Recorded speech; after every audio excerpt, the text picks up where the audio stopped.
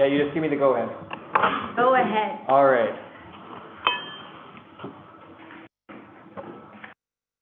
Okay. Welcome, everyone. I would like to call to order the September 23rd, 2022 board meeting of the South British Columbia Transportation Authority Police Board. I would like to acknowledge before we start that we're meeting today on the unceded territories of the Cookite First Nation and the Metro Vancouver Transit operate throughout the traditional territories of the Lower Mainland Coast Salish people, and we give their hospitality on these lands.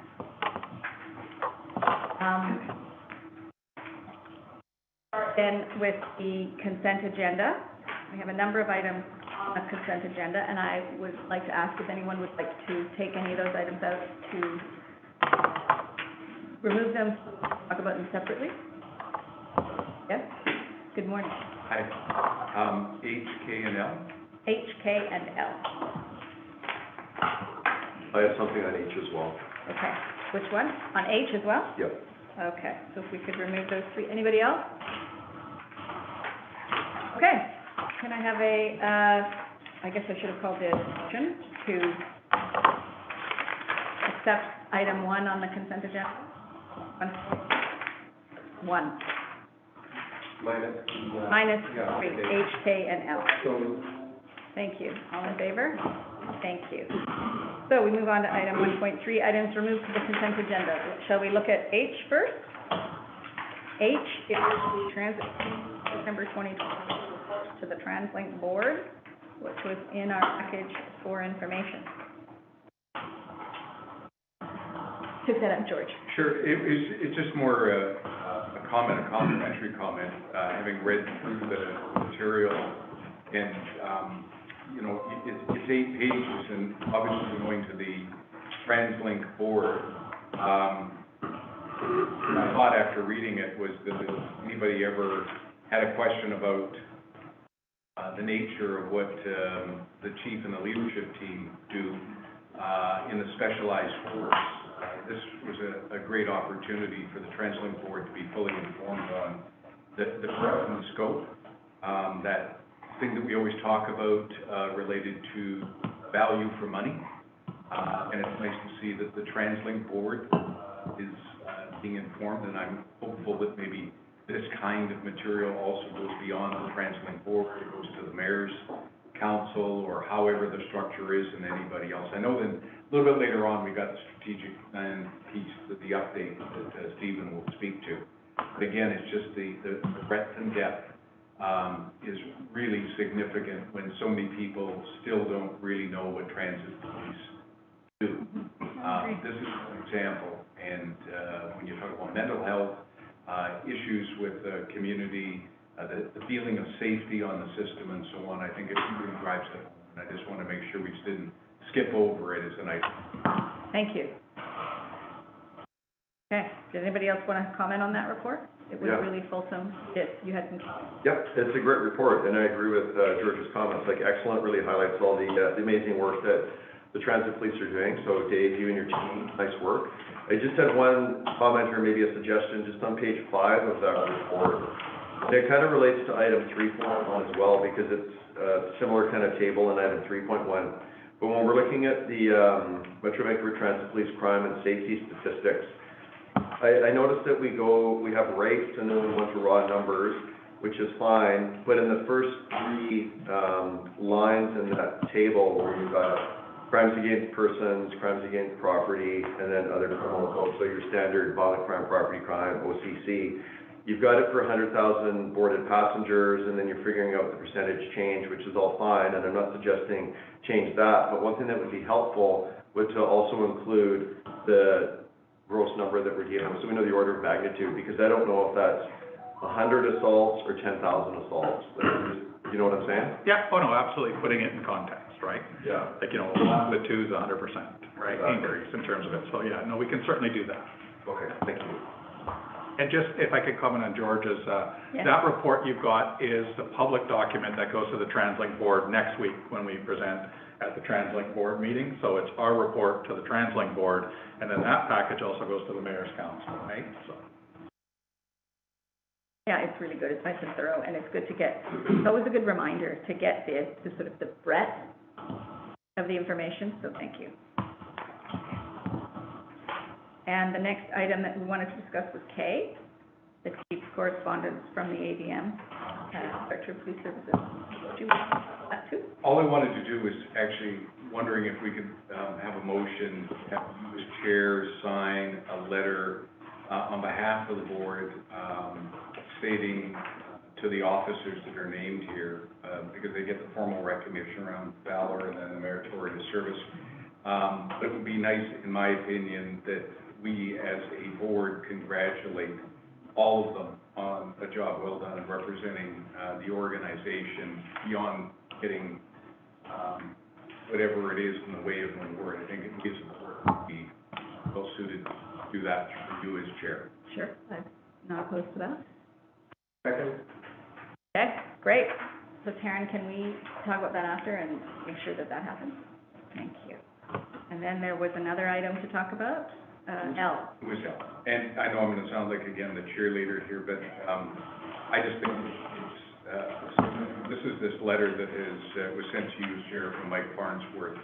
And knowing the issues in the policing services throughout British Columbia these days and some of the criticism that's out there about how certain boards are handling things, how the leadership are working with the organization. The second paragraph where he talked about recognition around the community engagement team, the Indigenous communities, and all the things, building on the initiatives that he talked about in the report, and saying that he supports the resolve to have a workforce that's responsive to and reflective of the many diverse communities we serve is being done. I think it's important that we, again, as a board, recognize the work that's done by the chief and the leadership team, because I know there's a lot of other police boards that are getting different kinds of letters about their strategic plan and what they're doing, and I just think we can't let this go, again, as something that we just accept. We need to focus on the work, the good work that's done by the leadership team. Right. Sometimes we sweep past these sort of letters that look a little bit like form letters, and we know we're doing this work. We know everyone around the table is doing this work, and we just kind of get to pause and say thank you and to acknowledge that it's being done. I think, but and it's been really hard work, and it's been long work, and it's not happening overnight. Is that a motion, George? Do you want to make a motion, or should we just keep it? It's just more of a comment. You know, I think we as a board recognize the good work, and actually the delivery on this, not just words, we're actually delivering on it, which will show up obviously in the strat plan stuff that's discussed. Yeah, that's true. Anybody else have any comments on any of the other issues? So, do we need a motion to accept the report? So moved. Thank you. All in favor? Thank you. Thank you, George. A reminder, sometimes we move quickly. All right. We have items for delegations or written submissions. Have we got any today? No. And we have a presentation, item 2.1. We'll need to hear from Sergeant McGinnis. He's going to tell us about the explosive detection dog team, which I think is very fantastic. Yeah, so Matt, Chair, this, of course, you've met prior, I think, Yeah. Sergeant Gordon McGinnis, a long time committed to the canine development throughout the Lower Mainland, came from the Vancouver Police Department, where he, I think, was the top-rated dog handler, at least over His own mind. Gord has been instrumental, and I don't think he may not mention it, but it's not only within our own operations and service here. Gord is I would say, a great friend and asset actually to the New York City Police Department Transit. Last year, and again in about a week's time, Gord will be heading to New York to help them train, again, their dogs, and they take them at their expense and pay the cost associated. He was telling me about the exciting flight schedule he's got ahead of him coming up here soon in terms of it, but he works both with the New York City Police Department, Homeland Security, and of course our own dogs here, and I'm sure Gord will talk about the success of some of the recent training as it's been highlighted in some competition. Thank you, Chief, very much. I was just looking around the room, and I think I'm the senior member of the entire room, and certainly not by rank. 40 years in policing, 30 of which have been working with police service dogs, either training or working those dogs, and I consider I've never worked a day in my life, because when you're working with animals, it's not work, it's fun. And I want to thank you for the opportunity to present our unit here today that I'm very proud of. So without further ado, we'll just talk a little bit about it. I like to say we're the largest single-purpose detection dog canine unit in Canada. When I talk about single-purpose detection, that's all we do, explosives. We're not cross-trained for criminal apprehension. We just totally focus on explosive detection. We currently have 5 Labrador Retrievers, 1 German Short-Haired Pointer, and 1 Deutsch Strathar. That translates to wire hair. You never tell a Deutsch Strathar breeder that it's a wire hair, but it is a very exceptional dog for this type of work. We cover the entire Lower Mainland. Obviously, in the transit enterprise, we go from all the way from Mission all the way to North Van. We cover our SkyTrain systems, our buses, anything in the TransLink enterprise. And we're available for all our jurisdictional partners if they require an explosive detection capacity in relation to the dogs. Our shifting patterns allow us to have, at times, as much as 4 dogs on at any given time in the city. And that's typically when you're going to have most of your bomb threat, bomb calls, suspicious packages, and so forth. Our night shift dogs, typically 2 dogs on duty at any given time, covering both east and west portions of the Lower Mainland. And if we do not have a dog on duty, we will put a dog on call. So there'll be a dog ready at any time as needed. And our response time anywhere in the Lower Mainland, typically with this number of dogs, is between 15 and 30 minutes.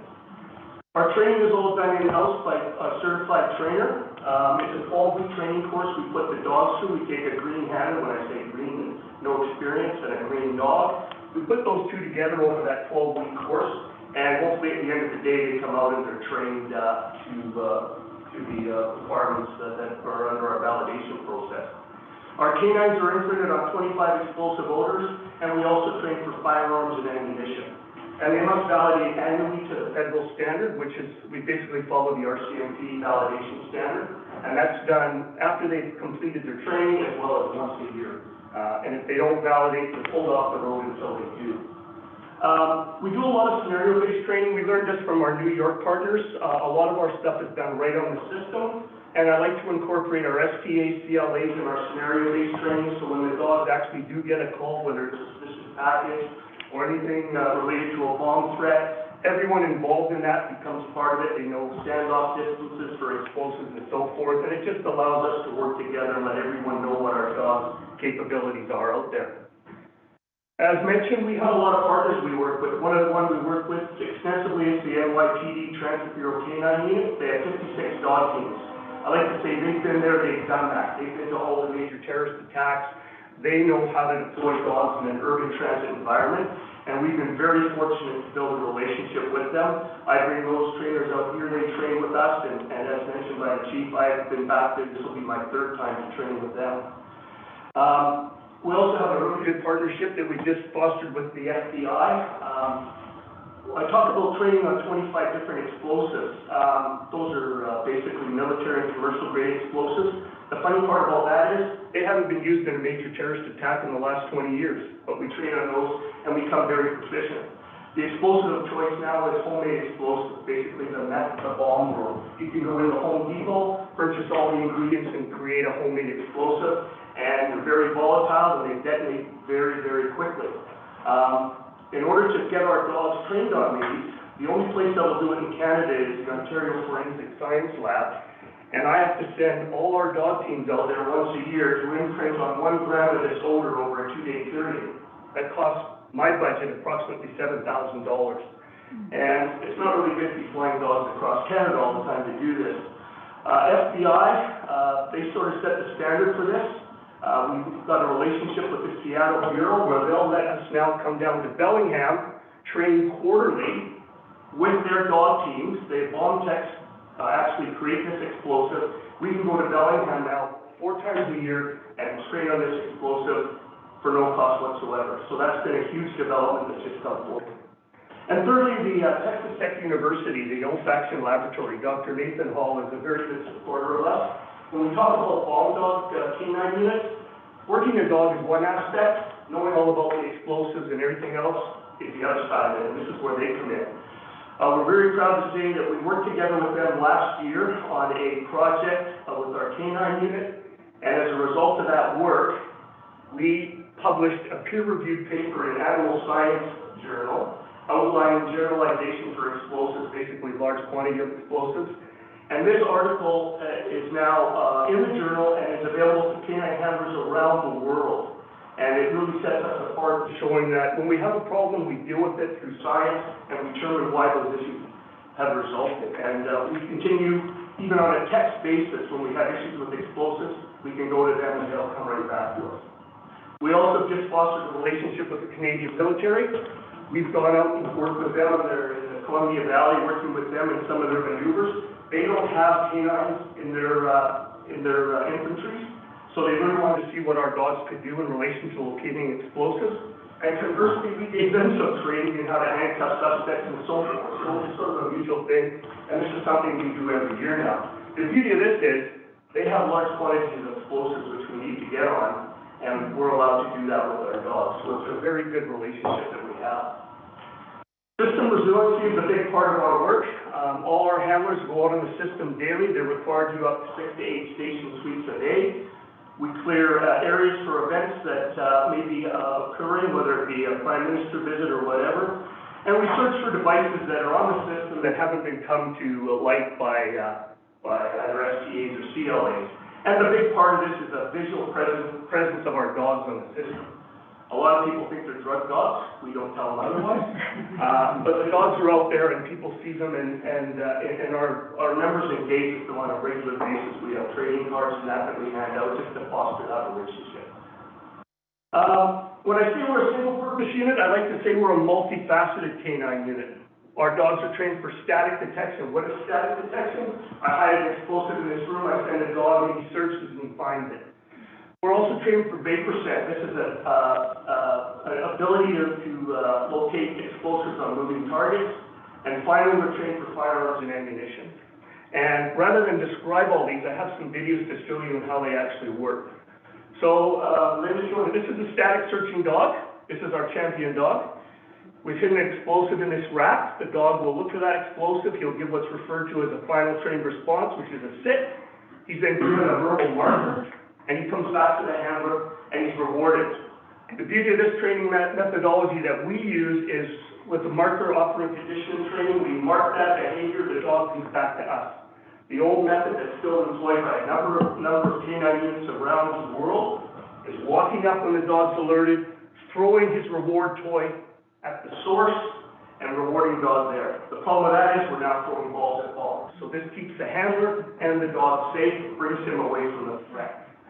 8% dogs. It's a technology to mitigate the risk of body-worn explosives in mass pedestrian areas, and I know Chief Palmer, we talked about this at one of your SNC meetings. Suicide bomber delivery methods. The thing about suicide bombings and so forth, it's a fluid action. Explosives are on a person and they're moving through an area. Traditional explosive detection dogs, or static searching dogs, will not detect that. And if you look at the major mass terrorist attacks over the last 20 years, most of it's been moving scent. The bottom picture is the airport Belgium bombing in 2016. Those three gentlemen had homemade explosives in bags on roller carts. They went within 2 meters of a static searching dog, and the dog did not even flinch. So it's something that we have to train the dogs to do. It's very difficult and it takes a lot of time. But over time, we do get the dogs learning that a human being moving is a productive area. So here's an example. This is a training exercise. Aaron Chan, he's since left the unit, but he's just working his dog down at Waterfront. He's working in an area. The dog isn't searching people per se. He's searching the air around people as they walk through. He's searching the what we call the thermal plume coming off people. Now, if there's my target coming down, the dog's just hit that person.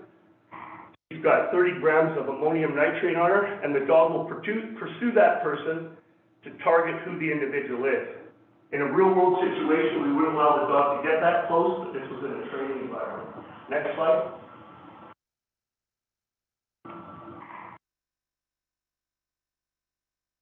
This is Leanne, Corporal Smith. This gentleman in the red and black Mackinac has 30 grams of black powder in his waistband.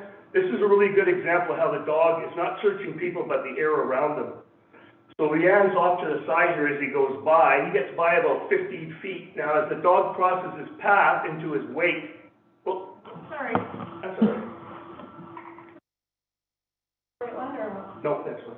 Here we go.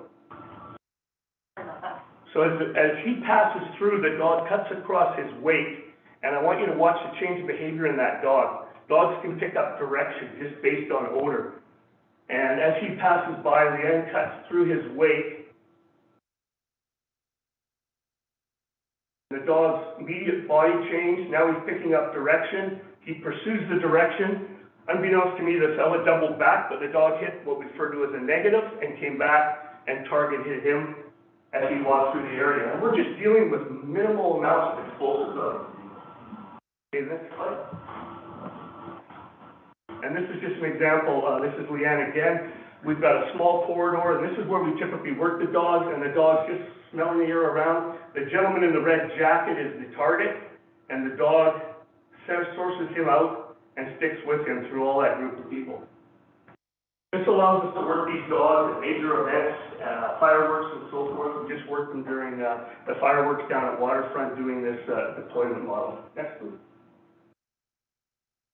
Now, the dogs that we can only use for these are obviously these floppy-haired, fun-loving, good-looking dogs. Typically, cross-trained dogs, the ones that are trained to bite, aren't really good at this because they work on movement and quick actions, and sometimes people see dogs and they run, and we don't want to have bites. So these guys, all they want to do is lick you.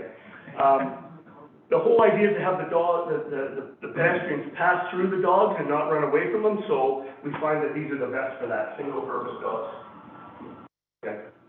And just as a note of interest, I was doing this down at Waterfront a couple of years ago when some fellow coming through decided to try and stab my dog with a ballpoint pen. And we realized that, you know, we're putting the dogs into the public realm now, in and around people. This is getting dangerous for them. So we managed to get a civil forfeiture grant and got body armor for all our dogs. So they all now wear body armor when they're doing this type of deployment model. And it's not just the biting dogs that wear that now. Talk about firearms. This is one thing that we took on in the last few years, and I was just, you know, I've been dealing with dogs 30 years, and this has really blown me away on what they can do with this. Our dogs are trained on clean firearms, recently fired firearms, and bullet casings.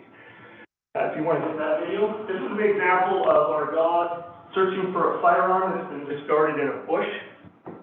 And all he's doing is looking for the odor that we've imprinted him on, which is the gun metal and the gun oils and so forth.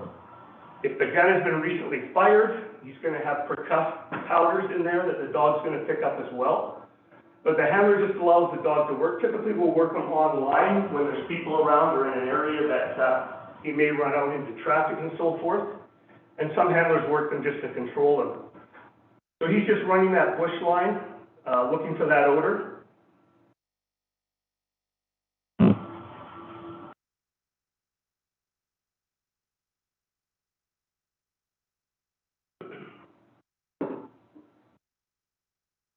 As he comes up, you'll notice, much like a static searching dog, he indicates his findings to the handler in the same method. He will go into a final trained response, which you see right there. First, he's the tail wag. He then indicates, and then the handler will go in and see what he's indicated. And he's found the firearm. Next slide, please. Bullet casing searches. You can imagine looking for a bullet casing in that field. I'd suggest if you put 12 officers side by side walking along that field looking for a bullet casing, it may take them 6 to 8 hours. They may never even find it. This dog is using just total scent to locate that. What we do is throw the bullet casing out so he doesn't track to that location. And he's just working the ambient air around to determine the odor that he's been trained to imprint on. And when he does, it's the same as a static searching dog, he gives a change of behavior, tail flag, pinpoints the bullet casing. And if you'll see, this bullet casing landed, he knows he's getting his toy if he finds that. If you look at the bullet casing closely, it's standing on end, so that's the only odor that he's getting from that. He found that bullet casing in 37 seconds. Next slide, please. And finally, we do firearms, hidden compartments, and so forth. Now, typically, an explosive detection dog doesn't search interior vehicles for obvious reasons. We don't want to open the door and have the car explode. But we have trained our dogs to search the interior vehicles. What we've done with this vehicle, we've secreted a firearm in there, and what we've tried to simulate as a hidden compartment. And this would be a typical vehicle stop where we had grounds to search the vehicle for weapons. And the dog is then, he does a cursory search around the vehicle, obviously, for explosives or if there's a hidden compartment outside the vehicle. And then the handler allows the dog to search in the vehicle independently if he doesn't shut him in the door. So you'll know that the firearm is up by the firewall behind the glove box, right up at the top of the dash. So as you watch the dog come into that area, you'll notice he gives what we talk about as a change of behavior, and he's trying to source that odor, and you can see him getting right up under there. They're not used to alerting in confined spaces, so now he's got to figure out how to sit, and once he does, he gets his reward. And then our panel white model comes in and shows us what he found. Next slide, please. And as the chief mentioned, one of our biggest accomplishments to date is we now have the privilege of having the #1 detection dog in Canada. Constable Shillito from our unit and one of our other handlers attended the Canadian police dog trials in Kamloops, Alberta 2 weeks ago or so. And Dougal won the top overall detection dog out of the entire competition. There was 21 dog teams comprised of federal agencies, municipal police departments, CBSA, corrections, and Dougal was the top dog. And we heard nothing but compliments about his abilities and working his dog there. So that's something that we're very proud of as a unit. And finally, I just want to talk about our dogs. We have a Via Rail contract, thanks to Chief Palmer allowing us to take that over. His dog unit used to do this, but they've got a lot of other work on their hands. So we've taken over the Via Rail contract. 2 days a week we're down to Via Rail and we do the clearing of their trains before they head across Canada. This is on a call-out basis for all our handlers. If we don't do it on a call-out, on-duty members will do it. It's a 4-hour call-out and the dogs work the trains. This is our bailiwick, this is what we do. Our dogs are excellent on trains, so it's a good fit for us. And again, thank you, Chief Palmer. And lastly, Chief Jones really wanted a dog to walk around with, because he babysits a lot of our dogs. So we're in the process, the final stages of getting our first accredited facility dog. This is going to be a dog that's going to be used in the station for member wellness and so forth. We had a selection process, we put policies and procedures in place. And one of our confidential assistants is going to be the handler of this dog, provide this dog and its resources to all the Translate enterprise. And that's it. Thank you very much for listening. And if there's any questions, I'll be happy to answer them. Terrific. Thank you so much. If I can, first of all, I want to thank Gord for all the work you've done in advancing it and taking it, and also Corporal Leanne Smith here. Leanne fills in for Gord, right, and is learning from Gord in this aspect here, and she's heavily involved as well in both the scheduling, taking over some of the training, as I understand, from the initial courses. You know, Gord is imparting his wisdom upon her, right? And that there's a lot there that can be said. But we certainly wouldn't be in this position without, Sergeant McGinnis's expertise, knowledge, and passion for this. Thank you. Yeah. Thank you. And that's really evident. It's fantastic. And it's so important for transit police to have this as part of our service. It's so essential to protecting public safety. It's so great to know how we are at it. So thank you. Thank you very much. Thank you. It's been great. Anybody have any comments? Yes. Thank you. What an exceptional presentation. It's very exciting to see what you're doing, and I'm amazed and love dogs, and so watching them is quite exciting. So really want to express our appreciation for the work that you're doing. I was just really excited about trying to keep up on the new sentence, like paper explosives, And, you know, in terms of false positives, like, to what extent does that happen? Somebody who works at Home Depot is in contact with a bunch of chemicals, has a thermal plume that they're walking through, and the dogs pick up that scent. Does it happen? So that's happened. Nypd does this exclusively in the subway systems, and doing their vapor scent deployment model, they've had 5 false positives in the last 2 years. And all of them have been on elderly people. Can you tell me what the dogs are learning on? You know. We train our dogs on nitroglycerin, which is a component of a dynamite. Nitroglycerin is also a heart medication. Every one of them had heart medication on them. Yeah. So false positives are an issue that we constantly have to work around in our training, and we have to, one of our biggest false positives when we're hiding out explosives is human scent. The dogs get used to human scent as we're placing it out, so we have to proof them up, and it's a constant give and take when we're doing the training of the dogs. I had a gentleman just quickly, he alerted on a cell at Waterfront when we were training, and he alerted hard, and I'm like, it was a construction worker, so we just had a really nice chat, and I said, what are you doing? He goes, oh, I'm working over in the building here, and he learned that he uses, those impact vests that have black powder in them, and it was on his hands, and the dog picked up on that as well. So it's, when you're doing vapor, it's a high risk, low risk, right? You gotta deal with it, how you're gonna challenge that, you know, when you challenge the connect with stuff, you're gonna go have a conversation. If it looks like a duck, quacks like a duck, you're gonna deal with that differently. Thank you. And just to add to that, it's kind of the question, Gord's follow-up on that part is, part of the training, it's one thing, as you saw in the vapor scent world, that the dog scents on a person. The question then became is, what do we do, right? So what is the response? And so part of the additional training that has to occur and has been set up is, how do we train other members who will be working with the dog as to what do you do? So the dog is indicated on somebody who may be in possession of some type of explosive substance. So, I don't know, do you run up to the person? Do you grab them? Do you yell and scream and run up? Like, we had to do it. So Gord has developed. What's happening with the work that she does here?